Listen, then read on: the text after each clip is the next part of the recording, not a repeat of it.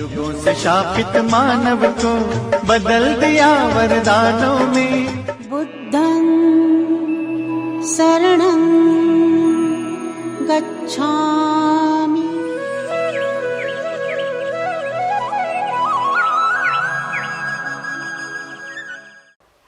मेरे सभी धम्म बांधवों को मेरा मंगल मैत्री पूर्ण सप्रेम जय भीम। आज 25 दिसंबर,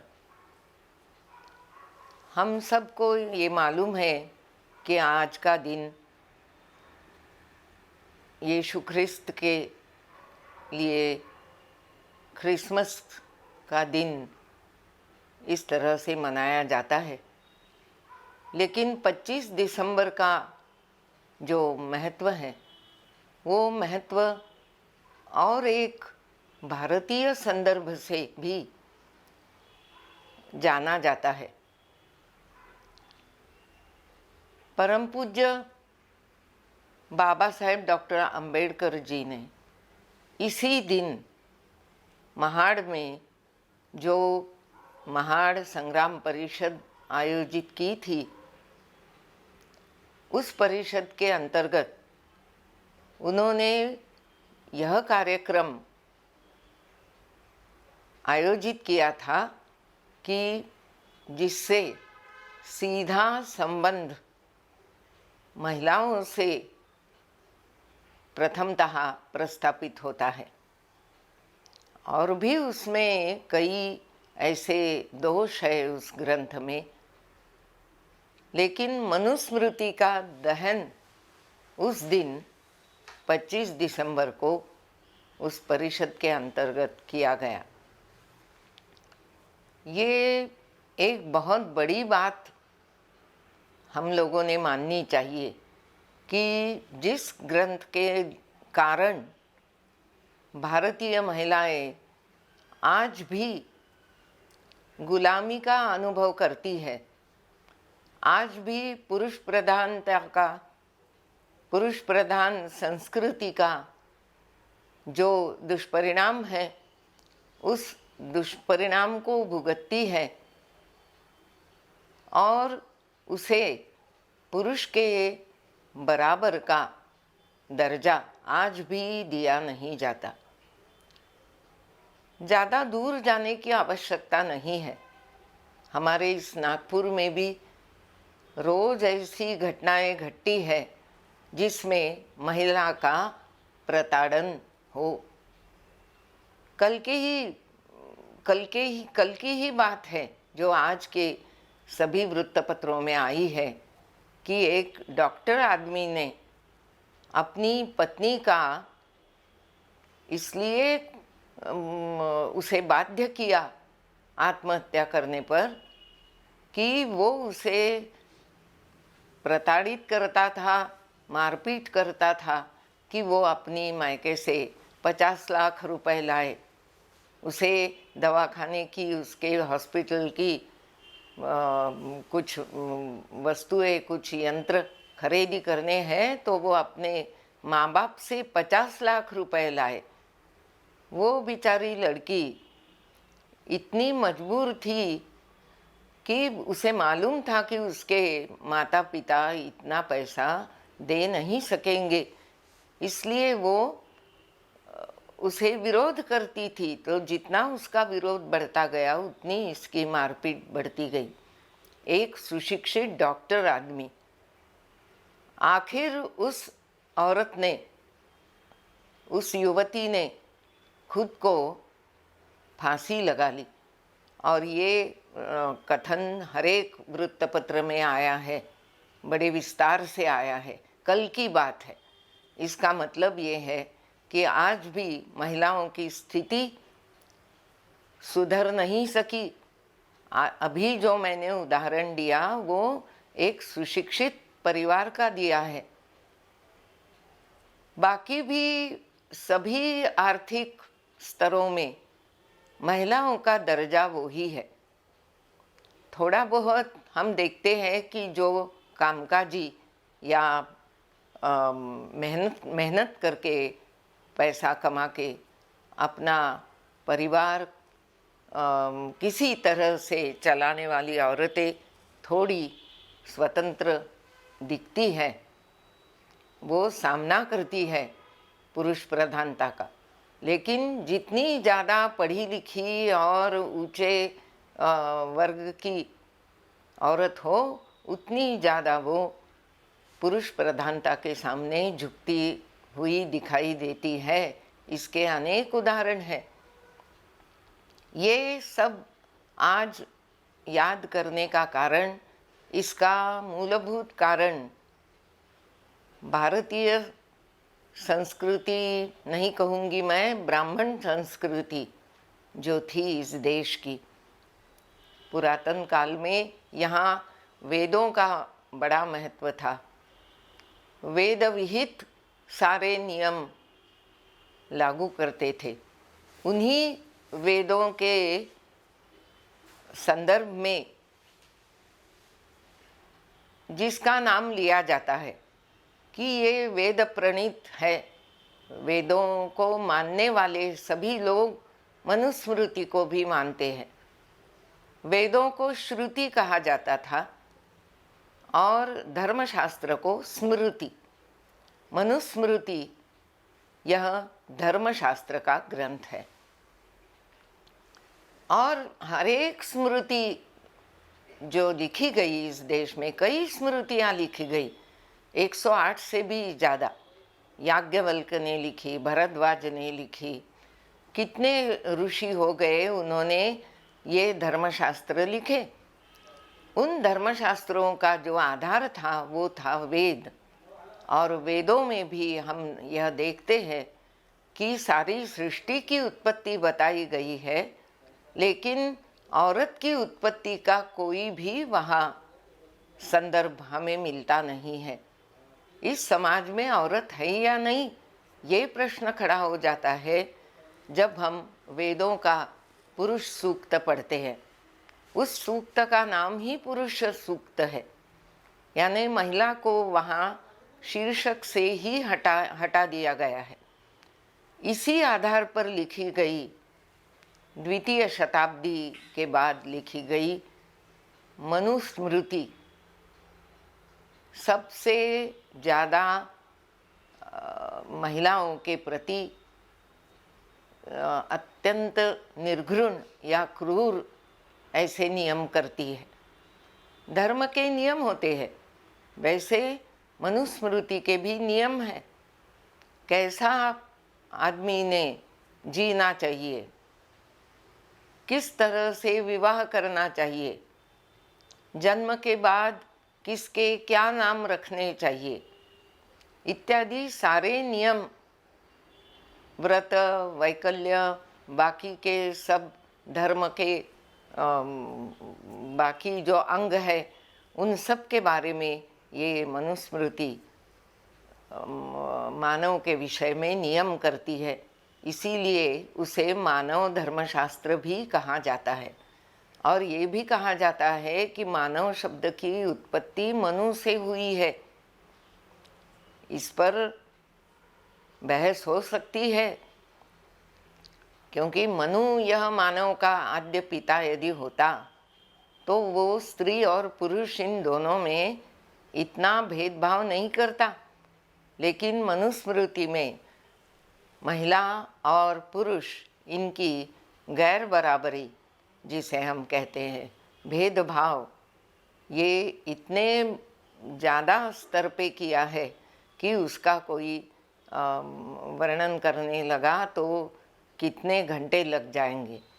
सबसे पहले तो मनुस्मृति के जो 2000 से भी ज़्यादा श्लोक हैं, उनमें से 9वें अध्याय का जो प्रारंभ होता है वो स्त्री पुरुष विषयक नियम, ऐसा उसका शीर्षक है। स्त्री पुरुष धर्मों का विवेचन, धर्म यानी नियम।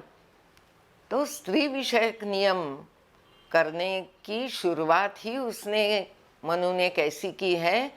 दूसरा श्लोक है ये 9वें अध्याय का, यानी प्रारंभ का ही श्लोक है। वो कहता है कि अस्वतंत्राः स्त्रियः कार्याः पुरुषैः स्वैः दिवानिशं विषयेषु च सज्जन्त्याः संस्थाप्या आत्मनो वशे। इसका मतलब ये हुआ कि महिलाओं को, स्त्री को पुरुषों ने, उसके घर के पुरुषों ने, उनमें सभी आते, पति आता, पिता आता है, भाई आता, ये सब उनमें आते पुरुष, घर के पुरुषों ने अस्वतंत्र करके रखना चाहिए। अस्वतंत्र यानी परतंत्र, वो किसी ना किसी पर डिपेंड करे, आश्रित रहे, इस तरह से वातावरण घर में बनाया जाए और उसे संस्थाप्या आत्मनो वशे यानी अपने कब्जे में रखा जाए, ताकि वो विषयेषु यानी विषय वासना की तरफ बिल्कुल न मुड़ जाए, बिल्कुल न देखे। क्योंकि वो यदि उनके नियंत्रण से उसे छोड़ा जाए तो वो विषय वासना की तरफ दौड़ने लगती है। ऐसा स्त्री का स्वभाव होता है। ऐसा वर्णन मनुस्मृति के 90वें अध्याय के सबसे आरंभ के श्लोक में ही करके रखा है। उसके बाद जो श्लोक आता है 90वें अध्याय का 3रा श्लोक, उसमें जो कहा है वो सारे विश्व में विख्यात है। वह श्लोक कौन सा? पिता रक्षति कौमारे, भर्ता रक्षति यौवने, पुत्रस्तु स्थविरे रक्षति, न स्त्री स्वातंत्र्यम अर्हति। यानी नियम कौन सा हुआ कि स्त्री यह स्वतंत्रता देने के लायक ही नहीं। उसका रक्षण पिता बचपन में करे, पति यौवन में करे, और जब वह वृद्ध हो जाए तब उसका पुत्र उसका रक्षण करे।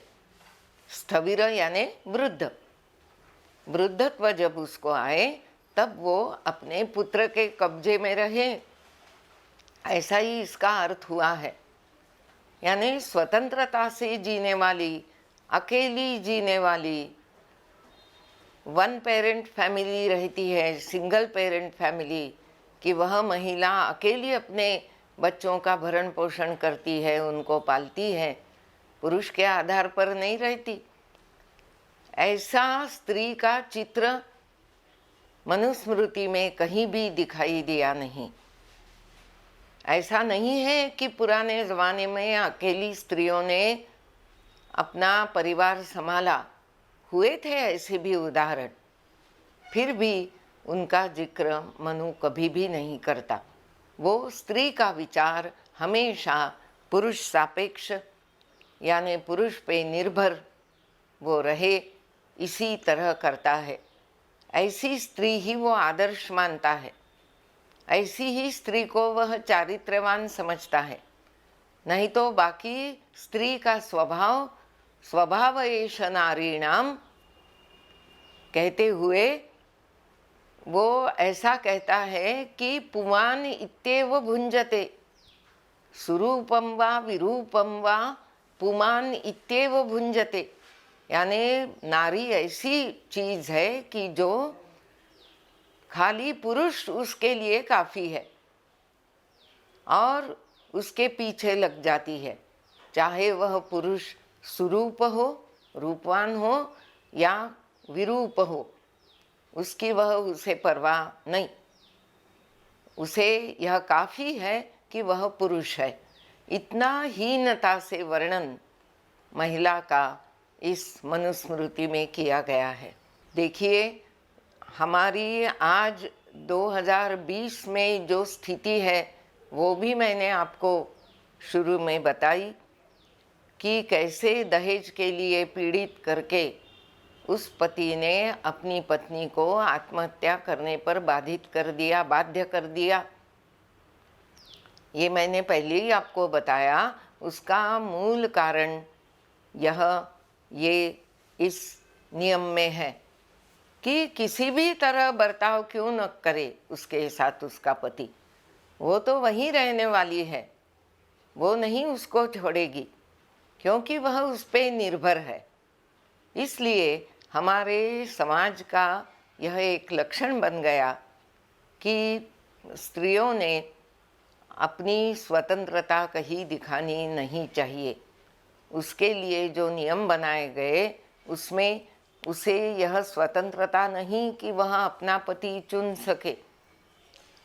आज भी हम देखते हैं लव जिहाद के कितने उदाहरण हैं कि उनमें उस लड़की ने किसी दूसरी जाति के लड़के को पसंद किया तो तुरंत उसके पिता कोर्ट में दौड़े कि इस पर इस लड़के ने दबाव डाला, इसलिए वो उससे विवाह कर रही है। यह विवाह कानूनी विवाह नहीं है।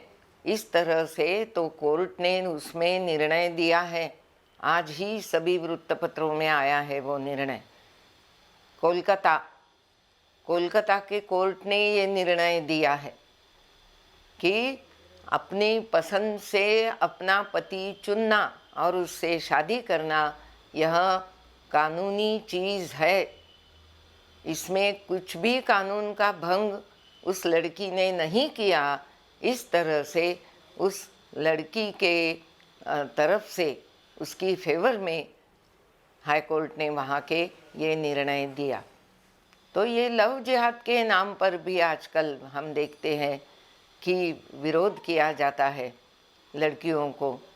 कितने सारे उदाहरण हैं इसके कि उसे या तो जलाया गया या उसने यदि अपने मन से शादी की तो उसे घर से बाकी सभी उसके रिश्तेदारों से उसे वंचित किया जाता है और उसकी प्रताड़ना भी होती है। बहुत बुरी नज़र से उसकी तरफ देखा जाता है। ये सब जो हमें परिणाम दिख रहे हैं, ये परिणाम सारे के सारे इस अस्वतंत्राः स्त्रियः कार्याः, ये मनु के वचन के द्वारा ही इस समाज में आए हैं। और इसीलिए बाबा साहब डॉक्टर आम्बेडकर ने इसी दिन इस मनुस्मृति को जलाया था। लेकिन वो कहते हैं कि यद्यपि मैंने इसे जलाया है फिर भी यह बार बार जीवित होगी। इट्स अ लिविंग पास्ट, ऐसा बाबा साहब ने इसका वर्णन किया है कि वह जीता जागता भूतकाल है मनुस्मृति। यानी उन्होंने जो कहा वह एकदम सही कहा है कि आज जो प्रसंग महिलाओं पर आते हैं, उन्नाव में घटी 3 बालिकाओं पर बलात्कार की घटना या अभी अभी हाथरस में हुई घटना, ये क्या दिखाती है? अत्यंत अल्पवयीन या निष्पाप बालिकाओं पर भी किस तरह से बलात्कार करके उनको मार दिया जाता है। ये उन्नाव और हाथरस की घटनाएं हमें दिखलाती है। कल ही मैंने पढ़ा कि महिलाओं की खिलाफ जो गुनहगारी होती है उसमें पहला नंबर हमारे देश में पटना का है और दूसरा नंबर नागपुर का है। हमें इस पर सचमुच शर्म आनी चाहिए कि नागपुर का नंबर इन अत्याचारों में सबसे ऊपर है। कुछ भी उसमें हमें शर्म नहीं आती, हम वैसा ही सब चला लेते हैं। इस चला लेने के कारण ही ये मनुस्मृति आज तक जिंदा रही है। मुझे अभी भी याद है कि 1999 में पूना का सत्यशोधक समाज, महात्मा ज्योतिबा फुले सत्यशोधक समाज और हमारे नागपुर के 2 कार्यकर्ता, मैं और श्री नागेश जी चौधरी, हम 2 नागपुर से और पूना से डॉक्टर बाबा आढ़ाव, हमाल पंचायत के अध्यक्ष, हम सब ने मनु हटाओ यात्रा निकाली थी। उस मनु हटाओ यात्रा के समय जयपुर में हम लोग गए थे। जयपुर में इस मनु महाराज का बहुत बड़ा पुतला है, बहुत बड़ा स्टैचू है, और आपको सुनकर बहुत ही आश्चर्य लगेगा कि यह मनु का स्टैचू हाईकोर्ट के सामने है। जयपुर हाईकोर्ट के सामने, राजस्थान हाईकोर्ट के सामने इतने सारे दुष्ट नियम बनाने वाले मनु का, उसने स्त्री और शूद्र इनके बारे में इतनी घिनौने नियम बनाए हैं कि उन्हें मृत्यु दंड की ही सजा सुनाई है, कितना भी छोटा अपराध हो। स्त्रियां, शूद्र और अति शूद्र, इन सबको मनु ने एक तरह से मनुष्य माना ही नहीं है। उन्हें छोटे से अपराध के लिए उनके कान में उबलता हुआ तेल डालो या उनकी जिह्वा काट डालो। उनके मुंह में, उन्होंने यदि ब्राह्मण को कुछ कहा तो उनके मुंह में 10 इंच लंबा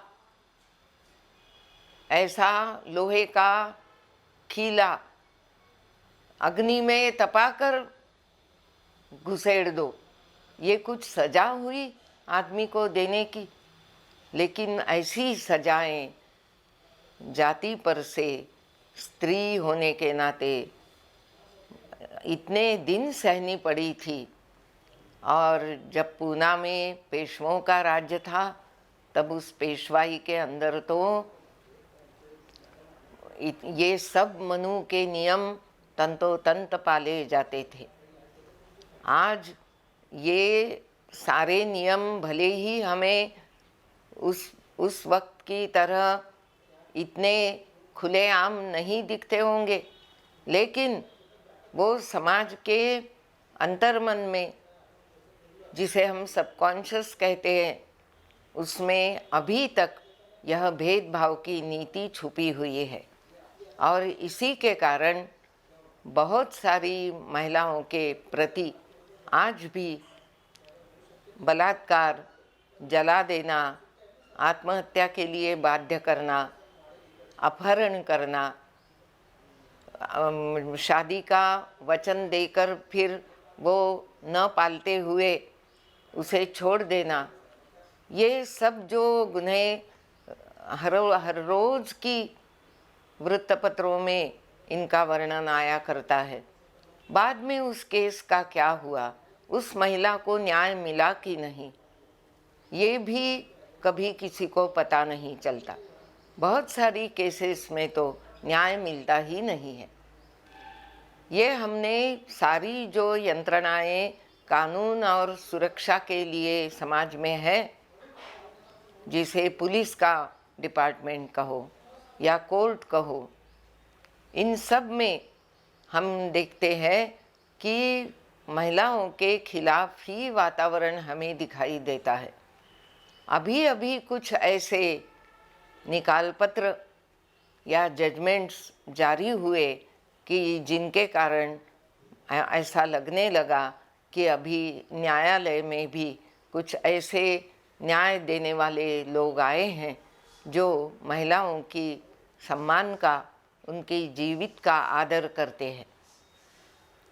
लेकिन हमने देखा कि 2012 में दिल्ली में निर्भया केस हुई थी, और उस निर्भया हत्याकांड में जो 4 से 5 आरोपी थे, मुजरिम थे, जिनमें एक अल्पवयीन भी था, उन 5 लोगों को फांसी का प्रावधान किया गया बाद में, क्योंकि उस समय की वर्मा कमेटी ने बलात्कार के गुन्हे के लिए फांसी की सज़ा अभी कानून में लाई है।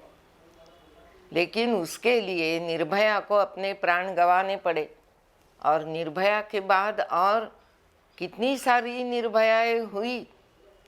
इसका मतलब ये होता है कि इन सब गुनहगारी पर स्त्री के खिलाफ होने वाली, उसको लैंगिक अत्याचारों का लक्ष्य बनाने वाली इन सारी घटनाओं में आज तक कमी नहीं हुई है। इस पर क्या इलाज करना चाहिए कि जिससे मनु के बजाय अपना जो भारत का संविधान है, उस संविधान के नियमों को लागू किया जाए। उसके जो फंडामेंटल राइट्स है, मूलभूत अधिकार है, वो महिला और पुरुष में कुछ भी भेद नहीं करते। उसका जो 14वां कलम है वो कहता है कि इस देश के सारे लोग कानून के सामने समान हैं। उनमें जात, वंश, धर्म, लिंग, इन किसी के आधार पे भेदभाव नहीं किया जाएगा, ऐसा 15वां कलम कहता है। तो ये क्या दिखाता है कि स्त्री और पुरुष यदि दो भिन्न जेंडर्स है, फिर भी उनमें कुछ भी भेदभाव नहीं है। ये वातावरण समाज में कब आएगा, कब महिला सुरक्षित महसूस करेगी? क्योंकि मनु ने ये तो कह दिया, पिता रक्षति कौमारे, हाँ, स्त्रियों का रक्षण करना चाहिए, लेकिन ये सुरक्षा सचमुच उसके सुरक्षा के लिए थी क्या? ये हम यदि देखेंगे तो उसका कारण कोई अलग ही है। मनु ने कहा था कि तस्मात् प्रजा विशुद्ध्यर्थम स्त्रियम रक्षेत प्रयत्नतः। स्त्री की प्रयत्न पूर्वक रक्षा करनी चाहिए। किस बात के लिए? प्रजा विशुद्ध्यर्थम, यानी उसके द्वारा जो संतति जन्मेगी, जो संतति जन्म लेगी, वो संतति, वो प्रजा विशुद्ध रहे। विशुद्ध रहे का मतलब क्या होता है कि उसी जाति की रहे। यदि उस महिला ने किसी और जाति या और धर्म के आदमी से शादी कर ली तो आने वाली प्रजा ये संकर युक्त रहेगी, वह विशुद्ध नहीं कहलाएगी। इसलिए अंतरजातीय विवाहों को बहुत विरोध है उनका, और इसलिए स्त्री की रक्षा करो, उसे घर में रखो। उसे क्या काम दो? खाना पकाना, घर की सजावट करना, पैसे बचाना, अपने जो बाल बच्चे हैं उनका संगोपन करना, ये काम करने दो उसको घर में रह के। लेकिन घर के बाहर उसे मत जाने दो, क्योंकि वह विषयेषु च सज्जन्त्यः, वो विषय वासना के बहुत जल्दी अधीन हो जाती है, उसका स्वभाव ही चंचलता है, ऐसा वर्णन मनु ने किया है। तो इसलिए प्रजा उसके द्वारा विशुद्ध प्रजा जन्मे, किसी जाति का किसी जाति से मेल न होना चाहिए, ये दृष्टि थी मनु की, कि प्रजा में जाति बनी रहे और उसका पालन स्त्री ने करना चाहिए। इसलिए स्त्री पर अंकुश रखना चाहिए, उसे परतंत्र करके रखना चाहिए, ताकि वो अपने मन से कुछ भी निर्णय न ले सके। इस निर्णय स्वातंत्र्य के खिलाफ पूरी मनुस्मृति है, और इसीलिए हम देखते हैं कि आज भी महिलाओं को अपने खुद के निर्णय खुद लेने की स्वतंत्रता नहीं मिलती, और यदि उन्होंने वैसी कोशिश की तो उसका बहुत बड़ा विरोध किया जाता है। चाहे वह विवाह करने का निर्णय हो, चाहे वह अगली शिक्षा लेने का निर्णय हो, चाहे वह किसी यात्रा पर जाने का निर्णय हो, कितनी भी वयोवृद्ध महिला हो, उसे घर के पुरुष को पूछकर ही निर्णय लेने पड़ते हैं। और ये वस्तु स्थिति तभी बदलेगी जब हमें बालकों पर उनकी बिल्कुल जिसे हम कहते हैं कि शैशव काल जो रहता है, बचपन के काल से ही उन पर ये संस्कार किए जाए, लड़कों पर विशेष रूप से ये संस्कार किए जाए कि उन्होंने महिलाओं का आदर करना, लड़कियों को अपनी मित्र जैसी उससे बर्ताव करना, समानतापूर्वक बर्ताव करना, उसे प्रताड़ित न करना, इस तरह की शिक्षा उन्हें उनके करिकुलम में, उनके जो पाठ्यक्रम है उन पाठ्यक्रमों में सम्मिलित करके दी जाए। किसी एक स्कूल के मैनेजिंग बॉडी पर मैं हूँ, उसमें मैंने ये उन्हें अनिवार्य किया है कि इस शास्त्र को जब आप सिखाओगे तब जेंडर इक्वालिटी यानी स्त्री पुरुष समानता का शिक्षण उन बालकों के बिल्कुल, जिसे हम तीसरी चौथी क्लास से शुरू करो, और उसे माना गया कि ये कोई बाद में पढ़ने की बात नहीं है। वो अन्य सारे जैसे हम नियम बालकों को सिखाते हैं, किस तरह खाना खाना चाहिए, कौन सा खाना चाहिए, खेल व्यायाम कैसा करना चाहिए, ये जैसे हम नियम उनको सिखाते हैं, उस तरह से महिलाओं का आदर करना, उन्हें समानतापूर्वक उनसे बर्ताव करना, ये भी उनका प्रथम कर्तव्य है। ये जब पुरुषों को उनके बाल्यकाल से सिखाया जाएगा स्कूलों में और घरों घरों में, तभी उन पर वैसे संस्कार होंगे, और वैसे संस्कार यदि होंगे तो ही वो उनके इस गुनाहगारी में कमी आ सकती है, इन गुनाहों की संख्या कम हो सकती है, और महिलाएं सच्चे मायने में स्वतंत्र हो सकती है और अपना जीवन अपनी तंत्र से यानी अपनी इच्छा से जी सकेगी, ऐसा मुझे लगता है। यही कहकर मैं आपसे विदा लेती हूँ। जय भीम, जय बुद्ध, जय भारत।